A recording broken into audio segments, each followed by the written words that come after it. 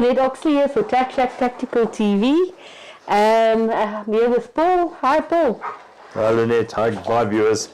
We're going in for apparently the cold is coming in on Sunday.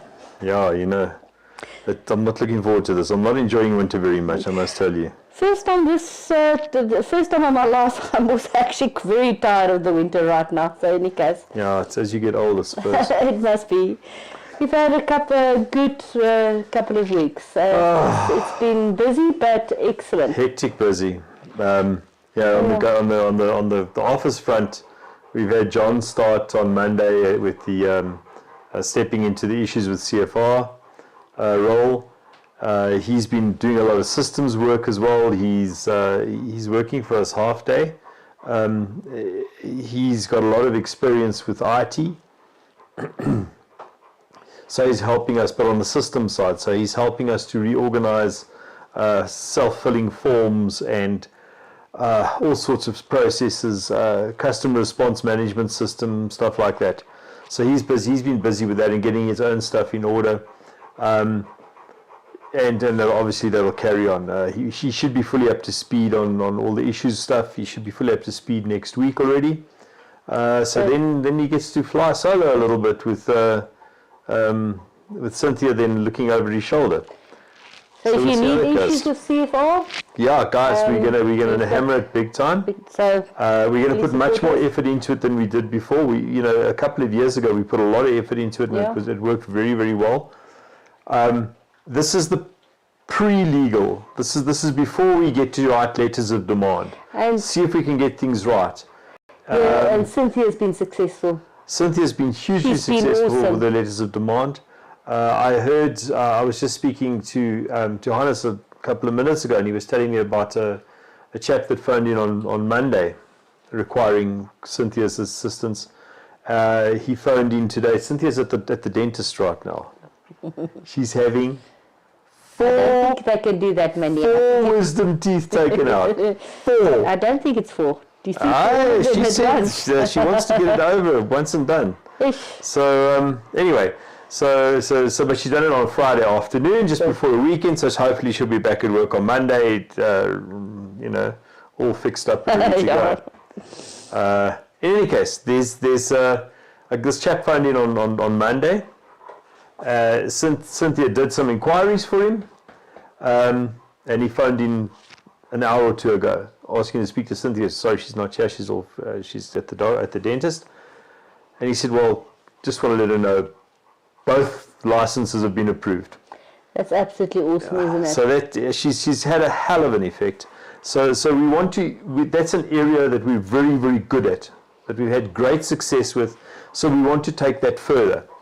So that's what John is coming on board to do. So CFR motivations. Follow-ups, appeals, the whole thing. We're sharpening up that area of business. Although it has always been sharp. But the people behind the scene is what most people don't know. We've got an awesome team of attorneys and advocates. And advocates that's advising and stuff. So please use those services if you haven't and if you need it. They're there for you. Absolutely. And speaking of the legal stuff, so one of the things that the legal team has been working with for quite some time now is the whole competency expiry thing.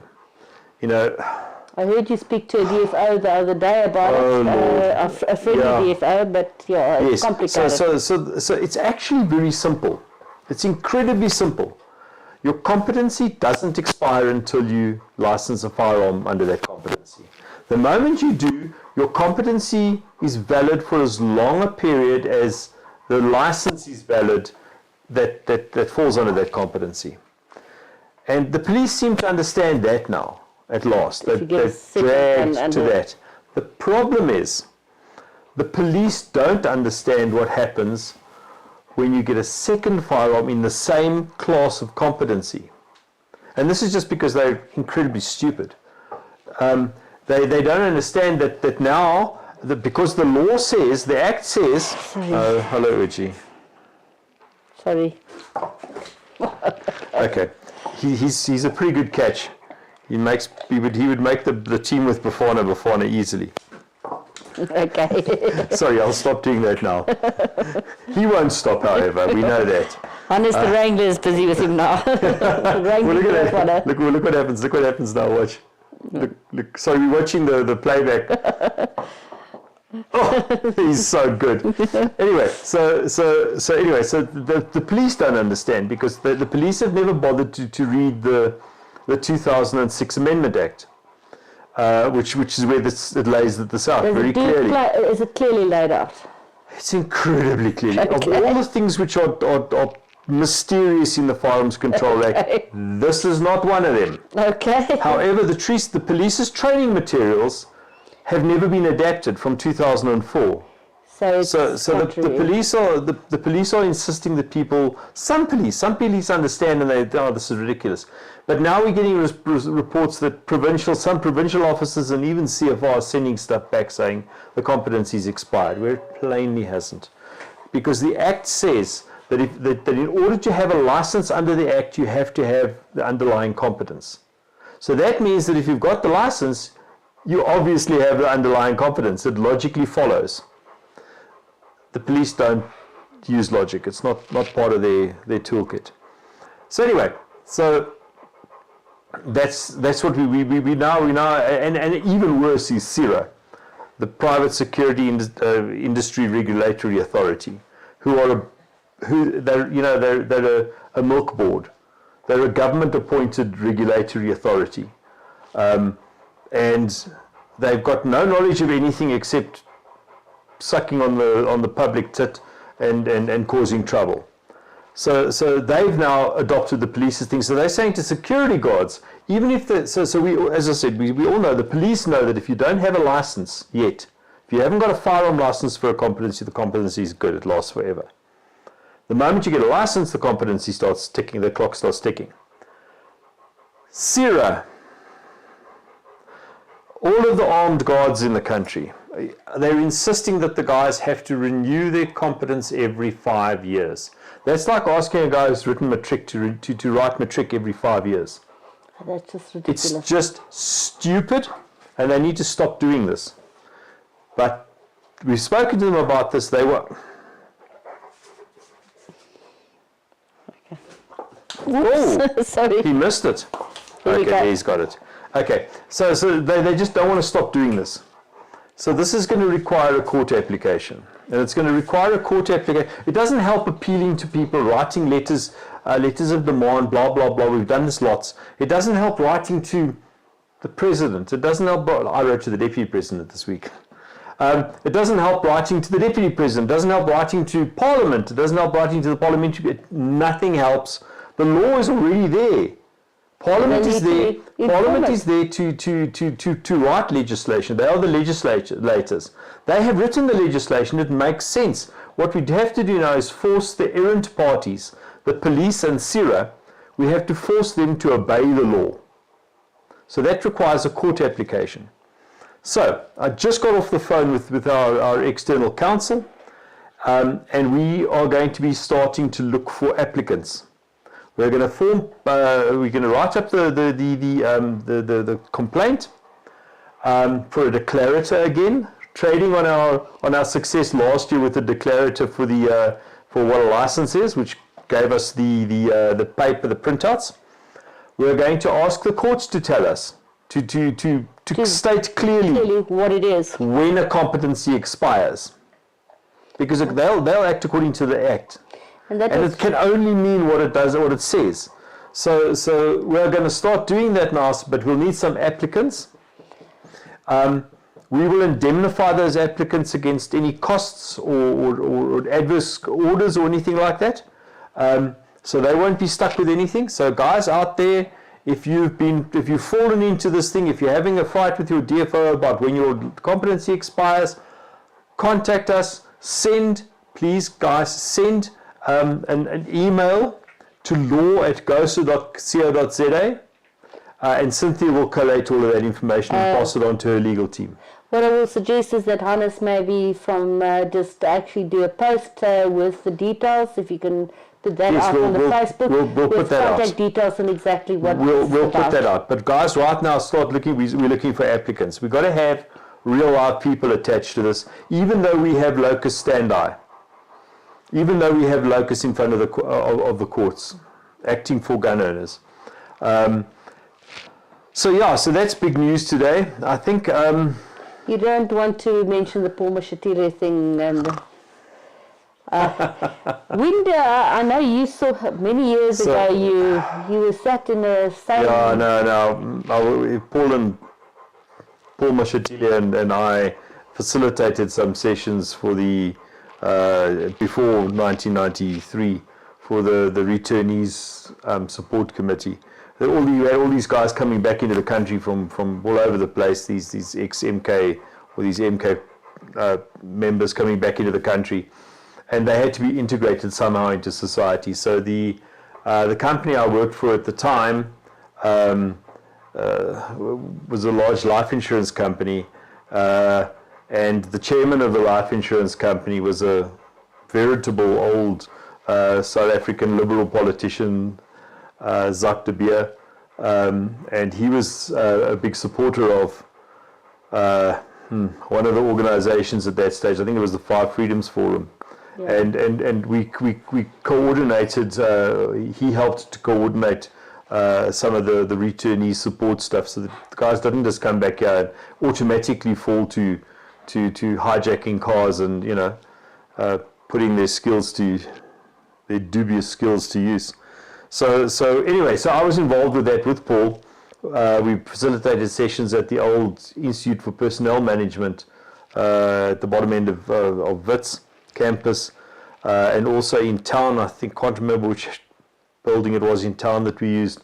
Anyway, but so we had a shared past at that stage, very briefly, and but it's sad to see. It's nice to see that he's risen through the ranks. I see there's a couple of dodgy dealings attached to him, and a couple of questions around him. It is what it is, I'm afraid. The man is going to be... But the letter that you wrote is on the Facebook page as well. I wrote a letter to him and I said to him, dude, this is not fair. We need to know as gun owners. We've got there's 2 million of us in society. We need some assurances. How are these guys going to be dealt with the way we would be dealt with? If we walked around with firearms in our hands, assaulting people, curb stomping people, yay, 4 ways, we would get into trouble. We would be hung out to dry. Just giving these guys a cushy suspension, temporary suspension. Yes. So I note that at first 4 of them were supposed to be suspended, and I know today the Fanny Masemola, the commissioner of police, is now saying that all 8 are being suspended. So that's good. The public pressure is having an impact. Yeah. Look, I don't expect this to solve the problem of police brutality, especially the Blue Light Brigade brutality, but it is what it is. We take these things one step at a time. How do you eat an elephant? Yeah. One piece at a time. Which? So anyway, yes, that's the letter. I don't expect Paul to get back to me. Anyway. So for the last 2 weeks, been busy with the Ladies Top Shot. I'm actually quite flabbergasted. Yeah, I really am. I think the budget is up from 1.3 million now to 1.5 million. Or something like that, but it is... and it's not slowing down, It's just not slowing down. So I must say to both the firearm industry and other big corporates have been absolutely fantastic. We'll start in the next week or so. Yeah. We'll start thanking the sponsors and the donors individually. We'll put them onto the masthead on the group. But we've got so many of them this time. We're going to have to. Last time we tiled the masthead. So what we'll do is we'll do a complete picture with all the tiles on one picture, and then we'll start in groups. We'll start a marquee type thing, a rolling GIF that comes up with the different in specific sectors. The interesting thing is the number of non-firearms industry, non-traditional sponsors who are coming forward. But the other thing is from the firearm industry side. It's been fantastic. My God. I think we're sitting so far with about 8 sponsored firearms. Yeah. Which is a variety of lucky draws for both competitors, for our Fighting Spirit Award, and for our range officers. And we're hoping that next week we'll be able to announce an exciting giveaway, a lucky draw for the sponsors, because we've got so many sponsors coming on board. We have to reward the sponsors somehow. So we'll hopefully be putting a very nice prize up for the sponsors, that they can also, to encourage them to come back. Yeah. But it's been a lot easier for me to talk to people this year. Yes. I'm actually, I said to you, we just come from Pretoria picking up some ammunition and sponsored goods. And I actually said to you that I'm so excited about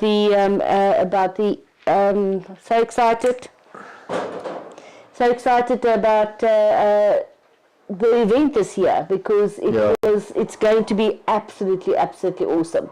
I think it's going to be bigger and better than last year. And I thought it's going to be twice the show it was last year. It's going to just be awesome. Again, we sit again with the problem is we just don't know how big this thing's going to get. It's absolutely amazing, and there's so much other stuff happening in terms of both GOSA Girls on Fire as well. People that we've made contact with now to do programs in the rest of the country, to do gun buddy stuff, to expand the Girls on Fire stuff. It's just, as I said, I'm absolutely astounded what's happened in the last with this. Must thank my Charmaine, one of my fellow directors, through some trying to also jingle her job. She's been absolutely awesome. We are starting to do other 2 things. One is to get our 16 days of action, which is starting in November, to actually get our interviewees lined up. And then the second place is to actually organise our photo shoot for our calendar for next year, so that we have it well in time for December. So the calendar is actually out before Christmas. Absolutely, which we didn't do last time. So there's just amazing and exciting things happening. We're still short of some cash donations. Yeah. Because we have to pay for meals, accommodation, some other stuff. So I will put a call for that out early next week. Guys, if you know anybody that's got some loose change rattling around in their pockets, we'll even take coins. Any case, primarily Kruger Rands, but So the last thing is this weekend, maybe go and have a look at Wattlesprings at the ATA Open. Go and support that. Correct, the 8th and 9th, Saturday and Sunday, out at Wattlespring. Put it into your Google Maps, it'll take you right there. You're going to have it's going to be a hell of a nice show. We're going to be out there. I'm not sure exactly when we'll be out there, but we're going to be out there over the 2 days to support them, because they're supporting us, and that's what you do in the shooting industry. You support each other. Yeah. That's already, the new owners have already started. Apparently, I spoke to somebody from there yesterday, and they've already starting to put the glass in, enclosing the outside of the... If you've been to Wattlespring before, you know the restaurant area normally had blinds that they would roll down against the weather. They're actually glassing that whole thing in now to make it much more weatherproof. Yeah, I think it's going to be an awesome event. If you're interested in getting involved in the Olympic discipline, what do they call it? ATA. American Trap Association, which is the Olympic discipline. Go and have a look, and just have a look, and you can maybe get involved at a later stage in it. Correct. Otherwise, guys, that's it. Have a fantastic weekend, and we'll speak to you next week. Stay warm. Yes, especially on Monday. The snow's happening on Sunday, apparently. Yeah, so in Johannesburg. Guys, have a great weekend. Cheers. Bye. Bye.